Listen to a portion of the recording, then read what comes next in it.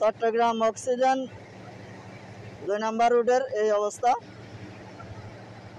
এটি হচ্ছে কেডিএস গার্মেন্টসের একটু পরে স্টারশিপের পাশেই। আপনারা দেখেন কিভাবে ব্রিজটা ভেঙে যাচ্ছে। চট্টগ্রাম সিটি কর্পোরেশনের এখনো খবর নেই।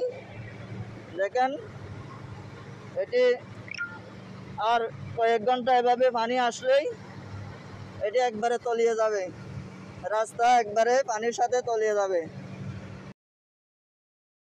এটি হচ্ছে বাইজিৎ 2 নম্বর অক্সিজেন মধ্যকার এই রাস্তা। এটি হচ্ছে 2 নম্বর যাতায়াতের একমাত্র রাস্তা। চট্টগ্রাম 2 নম্বর গেটের অক্সিজেন থেকে যাতায়াতের একমাত্র রাস্তা। খাগড়াছড়ি রাঙ্গামাটি থেকে ঢাকা যাওয়ার একমাত্র রাস্তা।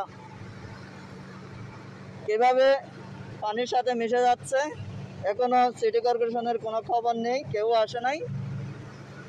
রাত্রে প্রচুর বৃষ্টি হওয়ার কারণে এই অবস্থা।